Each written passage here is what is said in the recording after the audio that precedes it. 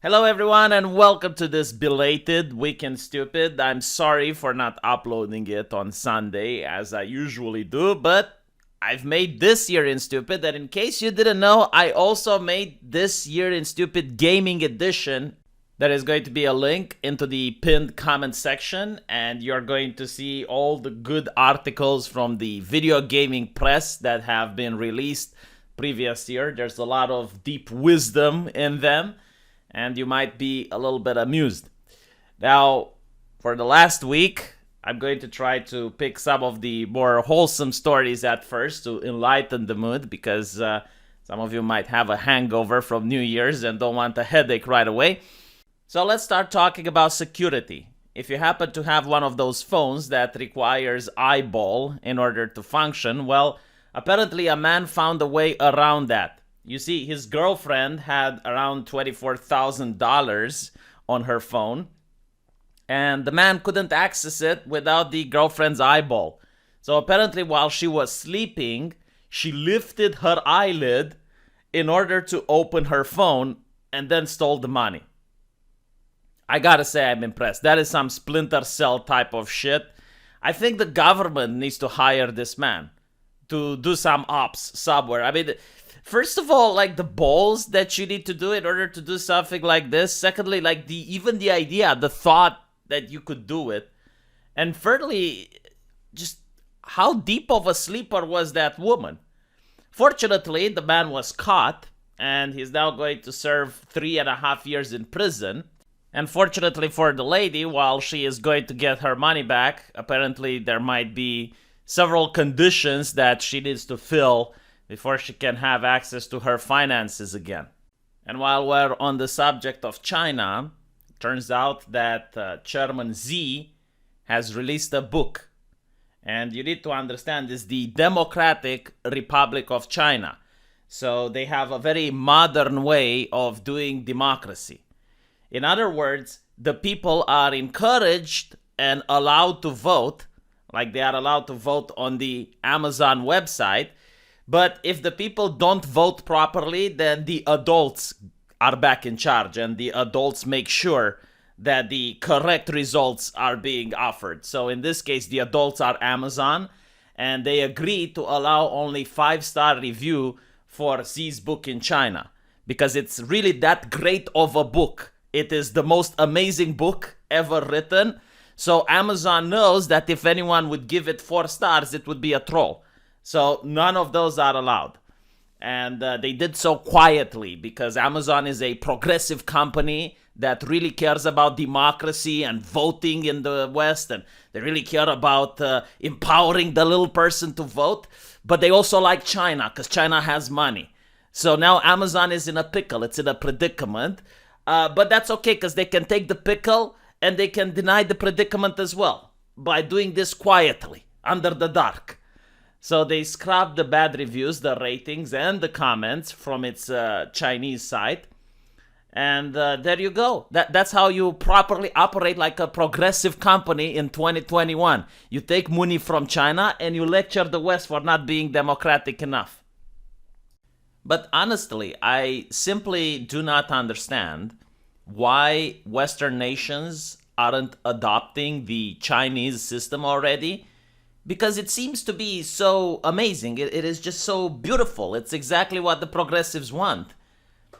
And more people in our society are starting to apply it in their day-to-day lives without being constrained, without being forced by anyone to do so. They just think, well, this is so good, we should have it here. Like, for example, The Guardian, a progressive British newspaper, decided to make a poll in order for people to vote on who should be the person of the year. And again, just like in the previous mentioned system, the people are allowed to vote as long as they vote correctly.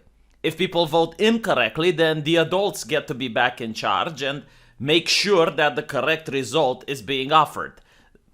And in the case of The Guardian, it seems that the person of the year was being won by J.K. Rowling. So, in other words, we can have democracy. I mean, your result gets to be democratic if it's the result we want. But if it's not the result we want, the adults have to step in and take down the pole because we don't want any filthy peasantry tainting our polite society. Now, you may be wondering why J.K. Rowling is a problem. Turns out she appeared at the Harry Potter reunion, and everyone in the United Kingdom freaked out. How dare the author who created the work appear at the reunion of fans praising her work? And the level of hysteria went to such heights that you even had a very important commentary appearing on one of the more popular British radio shows. If somebody says that they're a female and they're not, and they get found out, then they've been dishonest. Does it mean that they should lose their livelihood? Absolutely not, depending on obviously what that job is. But no, I don't really understand how that's got anything to do with J.K. Rowling. Well, it's got everything to do with it, because if, for example, you have a look at the discrimination that does arrive at people. So this individual here, born as George Jameson, transitioned and then became a model, and then when she was exposed as having been originally born as a man as opposed to the woman that she portrayed, then her life was kind of over and the discrimination started. And I guess it meaning is. What? But how was her life? How was his life over? Well, do you call him or her? Totally him. You see, that's the problem, because they were born a man and then they became a woman, so they can never be her. Absolutely. I don't think any man can ever become a woman. No. So then there's the problem, isn't it? What, not lying? Well, it's not a question of not lying. It's a question of not necessarily understanding that somebody can be born in somebody else's body, in the sense that you can be born physically a man or a woman, but inside you may be, and it has been recognised, that you might yourself be an opposing sex in terms of how your brain works. Are you saying that that person should be discriminated against for the rest of their life because of the physicality of it? No, I'm saying what you've just said there is absolute nonsense. There's no way that you can be, you are your body.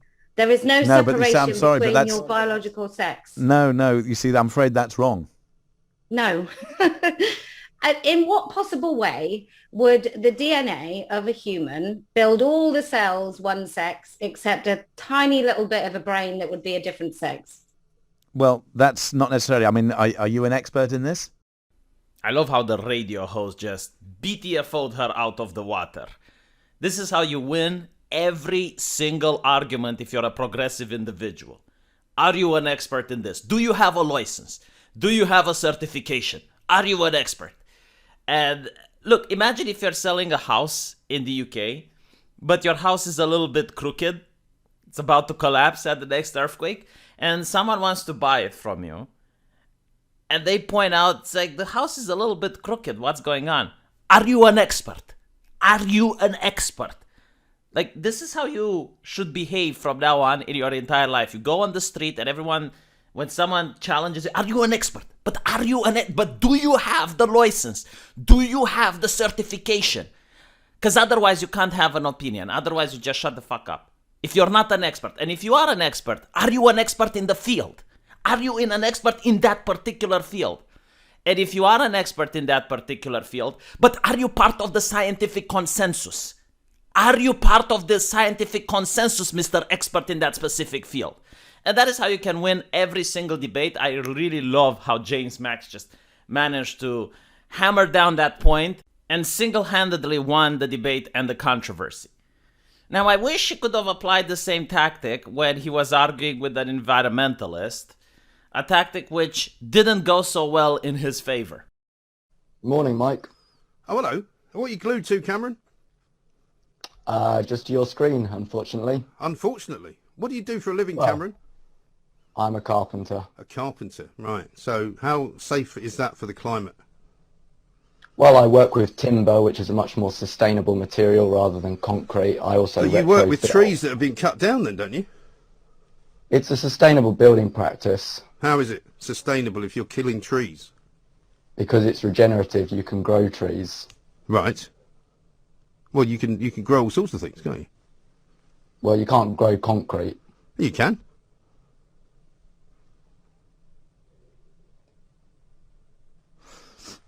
See you, Cameron. Cheerio. Ah, damn it, James. I was rooting for you. Damn it. Why didn't you stick to your guns, James? Why didn't you stick to what you know? All you had to do was to ask Cameron, but are you an expert? Do you have a license? And you would have won the debate, but instead, you went out of your depth. You tried something that you haven't tried before. Why would you do that, James? Just stick to what you know. Just ask the question over and over. Are you an expert? And if they're not, then just let the powerful Facebook fact checkers punish and censor.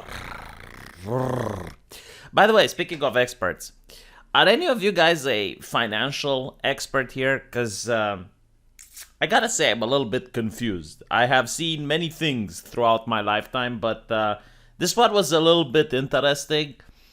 So it has to do with the American IRS, which recently posted something very interesting on their website.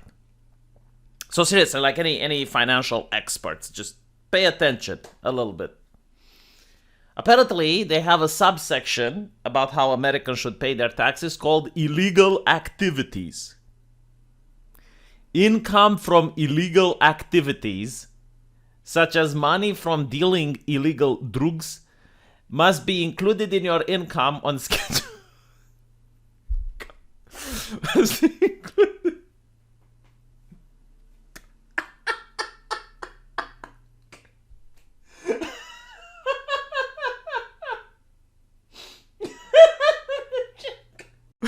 When Uncle Sam is so desperate for money, he's turning to the cartels.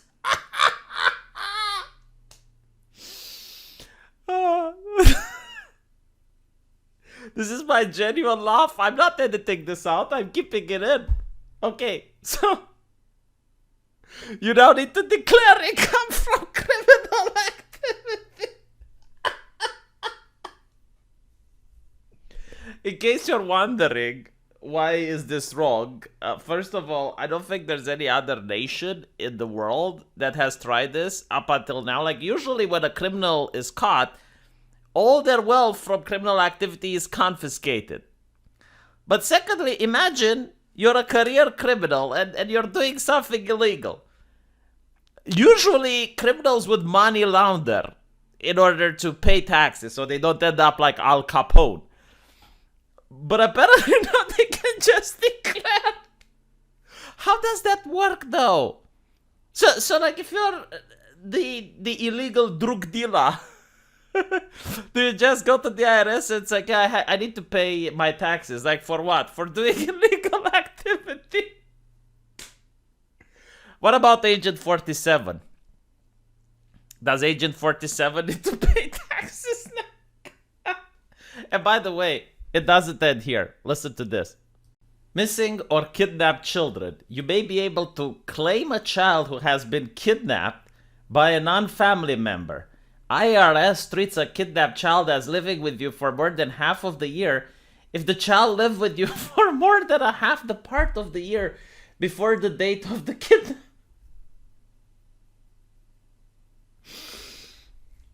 So like, am I understanding this correctly? Like, if someone kidnaps a child, he can then say that the kid lives with them and they get tax deductible? Okay.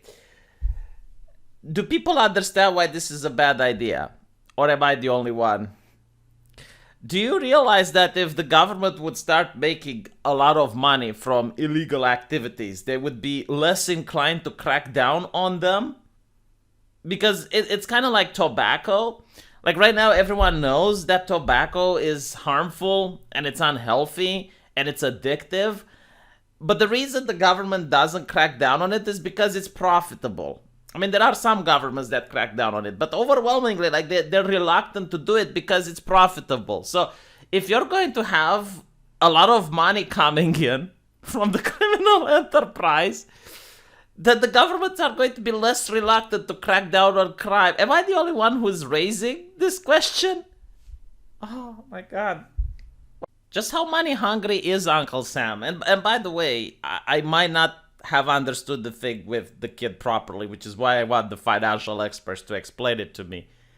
But no, actually it is. I didn't understand it properly because they say money from illegal activity. So anything, like any criminal element that you can commit, it needs to be taxed now. So you need to declare it. You need to do your taxes. Al Capone wouldn't have been arrested, I'm telling you. Like all Al Capone would have had to do is like, right, well, this is my empire. This is what I do. I guess Walter White in Breaking Bad wouldn't have needed Skyler. And but what? Okay, here's the question. All right, what if you're cooking the books for the mafia? Like you're doing tax evasion for the mafia. Would that also need to be taxed? Like, do you tax the tax evasion? Seriously though, I mean, how much money does Uncle Sam need? I mean, when you look at VTubers, VTubers, they're really happy when they get a big donation. Just wait until Uncle Sam takes its cut, and then from the big donation, it's a tiny donation.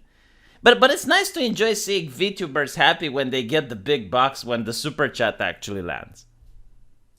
Banyak atas donasinya.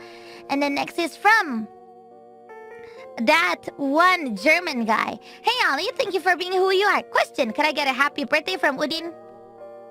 A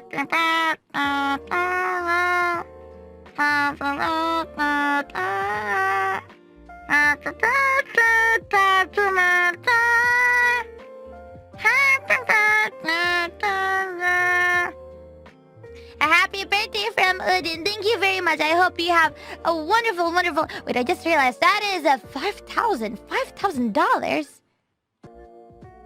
Wait, that's $5,000. What? Wait, I just realized what? What? Wait, that's what? Wait, Streamlabs uses USD, right? What does Streamlabs use? What? Then that means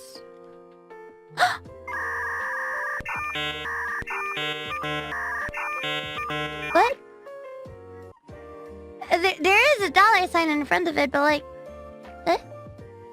what?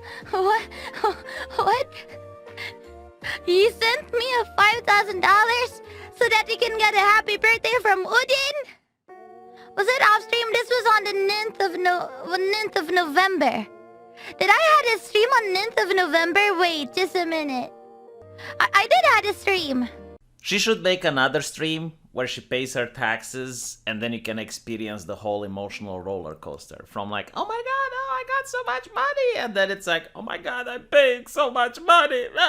Uncle Sam, why are you so heartless? How big is your bag? How much do you need, Uncle Sam? How much? You know what? There's actually a good thing. I'll tell you this. Uncle Sam sometimes does give money in return. There are rare occasions where Uncle Sam feels charitable. Like, for example, if you live in New York City, here's how you can make an easy $100. Vaccination for the whole family. Many people has wanted, whether people need a first dose, a second dose, or a booster, or if different people in the family are at different points in their vaccine trajectory. The teams that come to your home have the ability to provide whatever help you need. And the $100 incentive is available for every family member. That's crucial. My God, Uncle Sam is so charitable. I wish I could live in New York. No one pays me to get any medical treatment. Usually in Romania it's the other way around. You pay to get medical treatment. But in New York, they pay you to get medical treatment. You know what I think, though? I think that America has a great loss. A great loss because they don't hire me. If they were to hire me, if the government paid me, if Uncle Sam paid me, I would find out a solution to make sure that everyone gets vaccinated. And no one would complain, by the way. Like, my solution would work because I have the most brilliant ideas, and it pains me to see that the Democrats, who are supposed to be the wisest people in the United States because they're in power, they can't really think of this solution. Look, I'm looking at history, okay? And I just figured out what works, like voting. for example, right? When you go to vote, a lot of people are too lazy to go to vote. So you bring the votes to them. You make it easier for them to vote. And it's the same with this, with the vaccine. A lot of people are just too lazy to go out. So why don't you just make mail-in vaccines? I mean, is there a single example of a person receiving a mailed-in vaccine and then doing some shenanigans with it? Like not taking it or it. There is absolutely no evidence. None whatsoever. Statistically speaking, it never happens. So just mail people in the vaccine and then give them the certificate that they have took it. So if they're in the European Union, they should get access to the holy QR code. And if they're in the United States, they should get access to their $100 and they could show their employer that they got it. So if you have it by mail delivered to you, then the person can just take it, do the shot themselves, and then they get the proof that they have took it and everything is fine. I would guarantee I would get 100% vaccination rate overnight with my idea. And anyone that claims that there might be some shenanigans going on should be censored. They should be deplatformed. They should be kicked off of social media. Only the most evil and sick-minded people would suggest that this could cause any type of shenanigans. So seriously, the government needs to hire me because right now, right at this moment, we need to get papers into the hands of people. We need to get people documented as soon as possible because look, they can't even enter the Illinois Holocaust Museum. So this is a huge problem because people are undocumented. You need to put papers into their hands so they can benefit from learning about history. Right now, the Illinois Holocaust Museum is as safe as possible for visitors by allowing only people with papers in, gets 5 and upwards. They need to prove, like you need to show the paper, prove that you're not lying. Okay, like prove that you have done what is required of you. And if you don't show papers, you can't get in. Democrats, I'm your man. Pay me. I will give you some ideas you would never think about. I will revolutionize the system. You think you are revolutionaries? Oh my God, the moment you put me in charge, nature itself will revolutionize. Because my ideas are so powerful. They're breaking through the conditioning. Look, I just suggested my idea a couple of seconds ago, and already CNN is reporting about fish falling from the skies in Texas. This is how powerful my ideas are. This is how revolutionary they are. In Texas, apparently it rained fish over a town this week in a bizarre weather event. Now you may be thinking, hold on, that's not possible. And this is where I give you the rebuttal. This is where I give you the checkmate. Are you an expert? No? Shut the fuck up. You are an expert? Oh, you are an expert. Are you an expert from that field? From the specific field? No? Then shut the fuck up. Oh, are you an expert from that field? Well, are you part of the scientific consensus? No, then shut the fuck up. Jesus Christ. So, what happened was that apparently some whirlpools formed and it caused like this really weird hurricane that sucked the water from the ocean and it pulled the fish up and then it rained with them over the town of Texas. And a town in Texas, not of Texas. I'm not editing that out either. You get to see my bloopers tonight. But apparently people were happy because some people went with buckets and they said that they make good lures, these fish. So, I gotta hand it to them. Very practical people. Good job. Excellent. I love to see how people find usefulness in everything. And this is only because I had an idea and I just put it out there. Boom. It revolutionized nature as well. So I'll keep away from having other ideas because I don't want nature to revolutionize too much in 1 week. And instead, I'll just keep it with the breaking news. Now, last year, I learned that crossing state lines in the United States is a big deal. So it was to my shock, to my surprise, when AOC herself crossed state lines and ran away from New York City because, well, things are under lockdown over there. It's all about keeping people safe. And she went to one of the worst places imaginables in the United States, Florida. That red hellhole where the Neanderthals gather and they don't trust the science. So I have to say, like, I'm looking at AOC's bravery, like just renouncing safety in order to go to such a place. And the Team DeSantis on Twitter also were shocked. But they said that they hope AOC is going to enjoy a taste of freedom here. Ugh, freedom tastes horrible. Safety tastes wonderful. So she responded to this. Hasn't Governor DeSantis been inexplicably missing for like 2 weeks? If he is around, I would be happy to say hello. His social media team seems to have been posting old photos for weeks. In the meantime, perhaps I could help with a little bit of local organizing. Folks are quite receptive here. And after this, a lot of people from the media and from the news seeing AOC, because again, like they don't really know what's going on in Florida because it's a danger zone, it's a red zone compared to the safety of the New York City. So now that AOC has risked herself going there, doing some investigative journalism, a lot of people in the media were wondering, where is DeSantis? And everyone was holding him accountable. Like during the middle of a crisis, he disappeared. Where is he? And they were saying, spin, spin, spin, while I feel for his wife.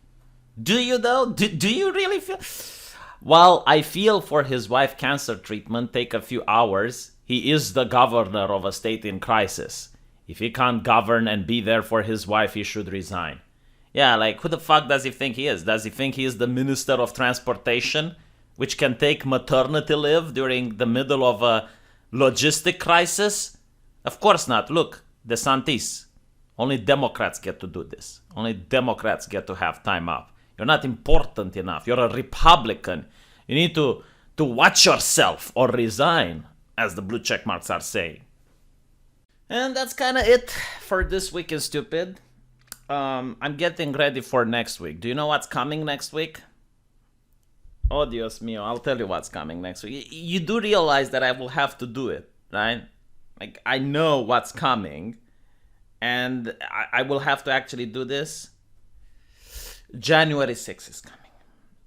And I'm pretty sure I'm going to read about it everywhere, including in the Romanian press, how the most powerful nation on earth, with the biggest defense budget on earth, probably, was almost destabilized by a couple of civilians. My God. And who's responsible for this? We still don't know. I mean, not responsible for agitating the public, but responsible for the defense. Like, why were those people managing to get in? We don't know. The police actually got medals and shit, I understand, for being unable to prevent people in getting in the building, right? I mean, that's how it works. For failing at your job, you get a promotion. Okay, yeah, whatever. Fine. But apparently, Pelosi announces capital events to mark anniversary of the January 6th riot. I don't know if it's good optics, though, to frame it this way. See, this is why the Democrats need to hire me, so I can help them frame it better. The events include a prayer vigil, testimonials from lawmakers, and a discussion with historians to establish and preserve the narrative. Establish and preserve the narrative. Doesn't sound that good, does it? The narrative. Where did I hear this before? The narrative. What pleasure to be together again and to design the future. We are here to develop the great narrative, a story for the future. In order to shape the future, you have first to imagine the future, you have to design the future, and then you have to execute. Here, I think the next 2 days, we will look how we imagine, how we design, how we execute the great narratives how we define the story of our world for the future. Okay, I'll tell you how you design the great narrative. First, you get historians, you get the experts, and then you tell them what the narrative is. And then you get the fact checkers, which Facebook stated in court, they are nothing but protected opinions to ban anyone that disagree with the narrative. You know what? That is very progressive. In fact, I think the Democrats don't need me. They have it well covered. It doesn't even matter if they call it the narrative. Because who's going to question it? I mean, you go against the fact checkers if you question it. So, there it is. Anyway, I hope you like this Week in Stupid. And have a happy new year. Now, I do encourage you to check this Week in Stupid gaming edition. Sorry, this Year in Stupid gaming edition. It's on my gaming channel. I did a lot of work trying to find out the most spicy articles from the gaming media that happened last year. And yeah, you can also check my other channel out. Again, link is in the pinned comment. And please do share this video around if you enjoy it. And I'll see you guys in the comment section. Take care.